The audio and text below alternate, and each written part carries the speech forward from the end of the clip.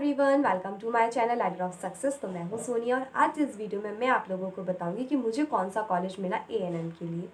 तो जब मैंने एएनएम का एग्ज़ाम दिया था तो ठीक ही गया था। मेरे को कुछ समझ में नहीं आ रहा था कि कैसा गया, मतलब मार्क्स तो मेरे को ठीक ही लगे, बट मेरे को लग रहा था कि क्या पता इतने सफिशेंट है कि नहीं सिलेक्शन के लिए। बट ठीक मार्क्स थे। फिर जब रिज़ल्ट आया तो मेरी काफ़ी अच्छी रैंक आई थी, तो मैं काफ़ी खुश हुई। मेरी कैटेगरी रैंक भी बहुत अच्छी थी, तो मैं बहुत श्योर थी कि मेरे को कॉलेज मिल जाएगा। ठीक है, तो मैंने काउंसलिंग में पार्टिसिपेट किया। वैसे तो मैंने शुरू में काउंसलिंग में पार्टिसिपेट नहीं किया था, क्योंकि मैंने एमपीपीएनएसटी का एग्ज़ाम दिया था और उसमें भी मेरे काफ़ी अच्छे मार्क्स आए थे। तो फिर मैंने सोचा कि जब मेरे इसमें मार्क्स आए हैं काफ़ी अच्छे और इसमें भी मेरी अच्छी रैंक थी, तो मुझे लगा वहाँ मुझे कॉलेज मिल जाएगा। तो इस वजह से मैंने एएनएम की काउंसलिंग में पार्टिसिपेट नहीं किया।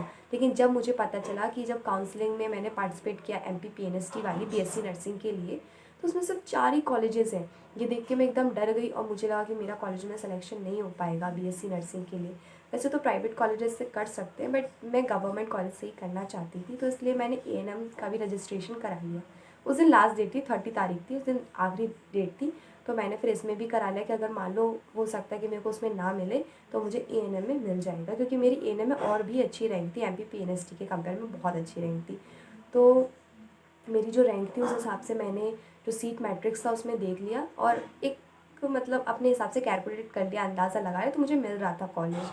तो फिर मैं श्योर हो गई थी कि मेरे को एएनएम में फ़र्स्ट राउंड में ही मिल जाएगा कॉलेज, काफ़ी, क्योंकि मेरी काफ़ी अच्छी रैंक थी। अगर मान लो एमपीपीएनएसटी में कुछ गड़बड़ हो जाता है और सिर्फ 4 ही कॉलेजेस रहते नहीं बढ़ते, तो इस कंडीशन में मैं गवर्नमेंट कॉलेज से ही करना चाहती हूँ कोई भी कोर्स मेरे साथ। वैसे तो मुझे गवर्नमेंट कॉलेज से बीएससी नर्सिंग करनी थी, लेकिन मैंने जैसे ही 4 कॉलेजेस देखे तो मैं डर गई। तो प्लान बी के तौर पे मैंने एएनएम की भी काउंसलिंग पार्टिसिपेट किया, और ताकि मेरे को उसमें कॉलेज मिल जाए। मतलब मैं गवर्नमेंट करना चाहती थी कि एटलीस्ट मेरे को गवर्नमेंट मिले।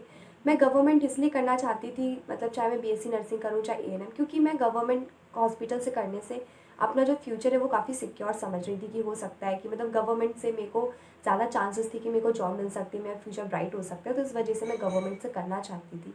तो इस वजह से मैंने क्या किया कि एएनएम में भी पार्टिसिपेट किया, एएनएम की काउंसलिंग में। तो मैंने बहुत देर तक इंतज़ार किया। 13 तारीख को मतलब आने वाला था कि क्या मतलब आपको कॉलेज कौन सा अलॉट हुआ है। तो रात के 12 बजे तक मैं देखते रही उसको, मतलब मैं पूरे दिन भर देखते रही। फिर रात के 12 बज गए और मैं एकदम परेशान हो गई कि अरे ये क्या हो गया, इतनी देर हो गई अभी तक कॉलेज ही नहीं आया।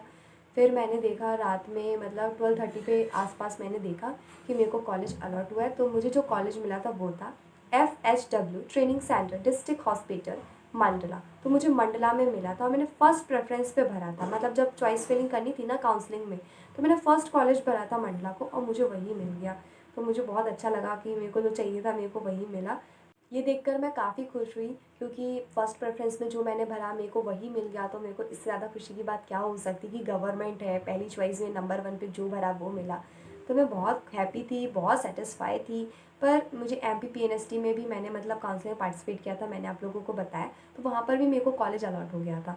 तो फिर मैं इसका एडमिशन कराने तो नहीं गई थी, लेकिन मैं बहुत खुश हूँ कि मेरे को यहाँ पे कॉलेज मिला और मैंने सोचा कि ये बात मैं आप लोगों के साथ शेयर करूँ, इसलिए मैंने शेयर की। आप लोग मुझे बताइएगा कि आप लोगों को कौन सा कॉलेज अलॉट हुआ एएनएम में। और मैं बहुत सारी आप लोगों को बेस्ट विशेस देना चाहती हूँ कि जिन लोगों को मतलब राउंड 1 में नहीं अलॉट हुआ तो उन लोगों को राउंड 2 में अलॉट हो जाए। Thank you for watching. I hope you like this video.